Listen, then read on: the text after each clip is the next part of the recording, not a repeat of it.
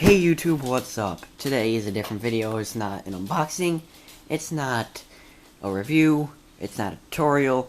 I'm going to be showing you guys my cube collection, and it's all in this box right here. Now, it's kind of a big box for the amount of cubes that I have. I don't have much, but my collection is definitely growing. I have cubes that are coming in the mail probably within the next week. Probably should have waited to get those and then do the collection. But, I want to get this out of the way right now, so then maybe after some time, like some months or maybe a year goes by, I can compare it to what I had from now and then. So, let's get started. Let's go through this box. So, the first cube. This is the first cube. This is the Void Cube. I did a disassembly tutorial on this. You can click the corner, which is, you can click this corner right here, or on that link in the description below, and you can see the disassembly if you want to see what a Void Cube looks like on the inside. And essentially, a Void Cube is just a 3x3, but obviously, it's completely hollow. Now, it's very cool. It's a step up from the 3x3. It is a little bit harder because something called a parity error can occur, which is something that can't happen on a 3x3, and it takes a little bit to fix that. But it's a very fun cube to play with, so that's that. Our next cube, this is the Sheng Shao 2x2. I did an unboxing and review on this. You can go ahead and click the corner to see it, and also a link in the description below for you mobile users. But, this is my main 2x2 speed cube, and, this is one I'm going to be competing with when I go to the competition. And, if you guys want to see me talk about this one in more detail, like I said, check out my unboxing and review of this, where I go into every nook and cranny about this thing. I've also done a disassembly on it, which can also be found in that corner and in the link in the description for mobile users. So that's that cube. What's our next cube going to be?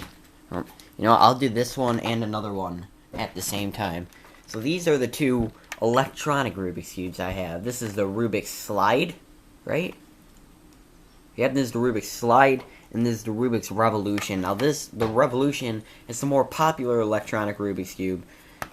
Essentially what this one is it has, shut up.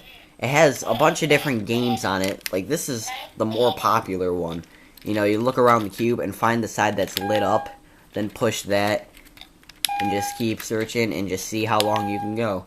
And you only have a certain amount of time to push that button, and every time you push one, that time frame gets smaller, and it's very fun. It's fun to play with, and it has a bunch of other games too, like one called Code Cracker. See if I can give you a quick preview of that. Basically, you just gotta push all the centers in the correct order, and it's all trial and error. And if you fail to miss one, you gotta start over. So it's white, orange, nope, white, orange, yellow, green, nope, white, orange, yellow, red, blue, nope, white, orange, yellow, red, green, blue. And then once you have them all lit up, then you won. So it's all trial and error, and you could get lucky and just get them all on your first try. That would be so cool. I wish I could do that. But then with the Rubik's Slide, this one's a little more fun, in my opinion. It's got a cool little startup here. And you got 3 different levels: easy, medium, and hard. So I'm just going to go to easy. And you have these little 2 buttons right here. I don't know if you guys can see those. I know you can see fine. You start the game, and then you have this here where you can move around, and if you push this button, it tells you where that dot needs to go. So you gotta find, so this is where I need to put it, so I gotta find a way to get it to the center, and I just push down like that, and then it gives me a little victory thing. And now I gotta get it there. And then it gets harder, it starts giving you more pieces, and you can turn it like this, or you can push it up and down and stuff. So it's pretty fun to play with. Wait. Wait.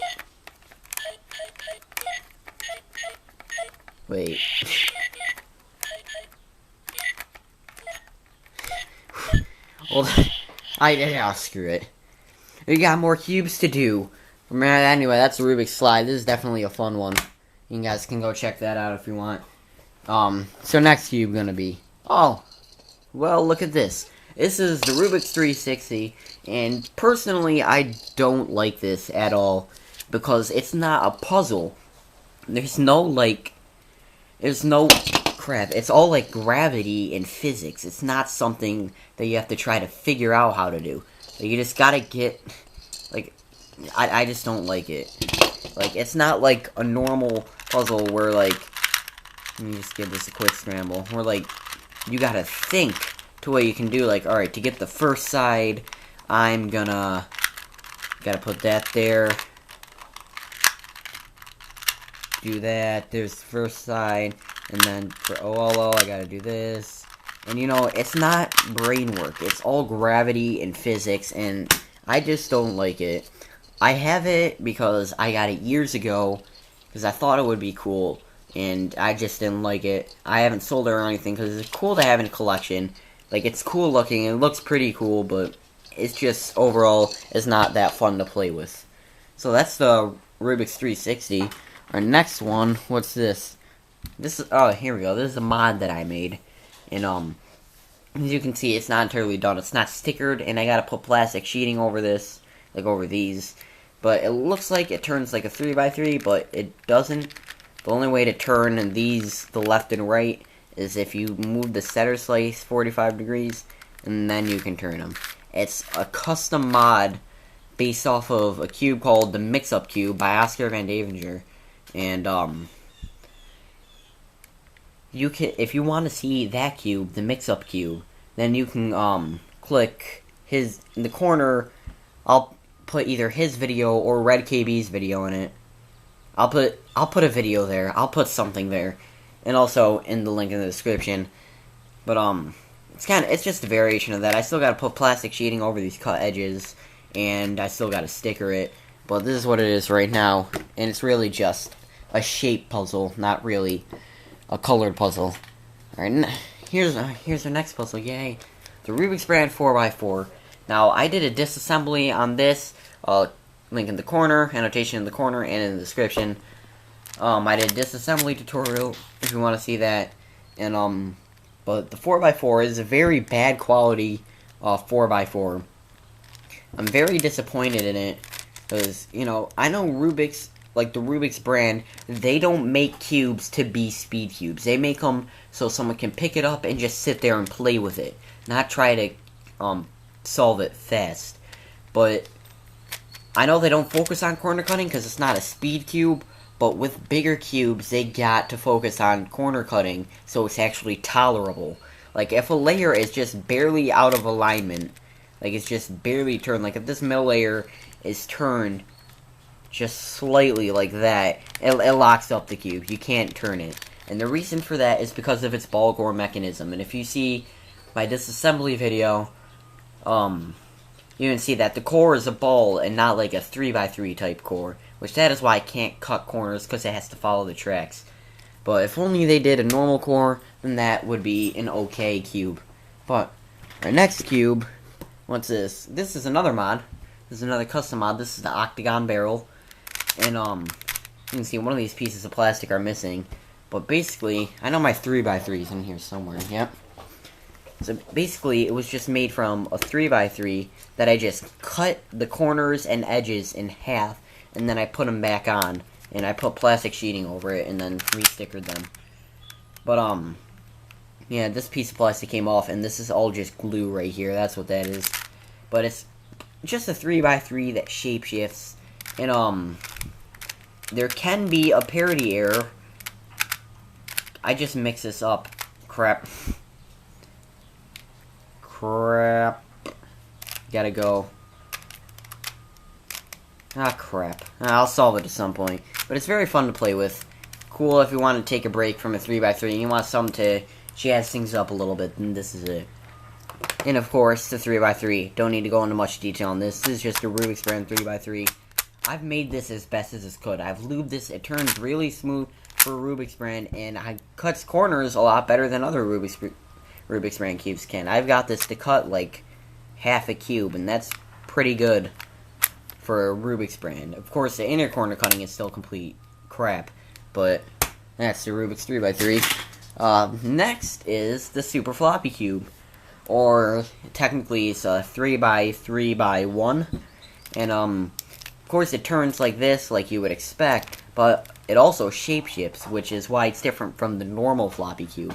The normal floppy cube only turns like this, but the Super Floppy Cube, you can do things like turn this halfway, and then you can turn this over it and make it shape-shift. So you can see, you can do all kinds of shapes with it, and it's fun to play with. And another thing you can do on here that you can't do with the normal floppy cube is if you move 2 layers out of the way like this, like that, you can actually spin the edges. And that's another something that you can't do on the normal floppy cube. And it's a very fun puzzle, you know, if you just want to play with something, make shapes out of, you know, it's cool to play with, and it's also cool to have in a collection. Alright, next cube, what am I feeling here? This is the Rubik's Twist, or I like to call it the Rubik's Snake, but, the reason why it's called the Rubik's Twist is because at every little notch here, you can twist it, and, let me just get it out of this here. And as you can see, I like to call it the Rubik's Snake because it's long like a snake. Now, when this cube goes almost just as far back as the 3x3 goes, but it was originally intended just to make shapes out of, you know, just for kids to make, you know, like fake guns out of or something. I don't know, whatever they felt like doing with it. Like, there we go, I made a gun. There, bang. But, then someone came along and, came up with what they called a solved position for it. And basically the solved position for it was the, ball shape that I had in before. I'll get it back to there for you guys.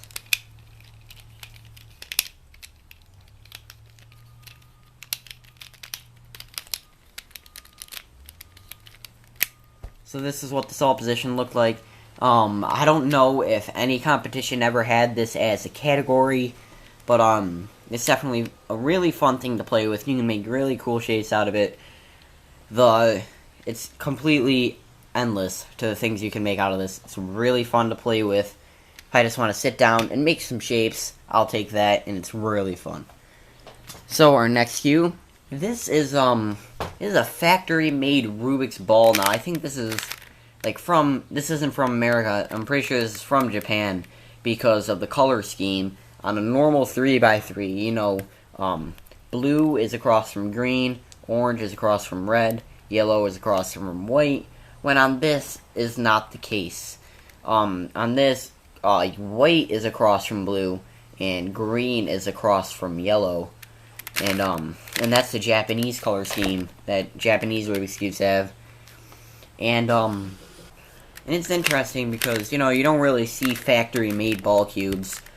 You know, you could probably find, like, I searched on eBay earlier today, find one of these for, like, I found one for, like, $11 on eBay, if you want to buy it. I don't know why you would, but this cube, corner cutting, it can't corner cut because there are no corners to cut. Ha!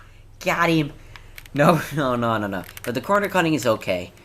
It actually sucks terribly. It pretty much cannot corner cut.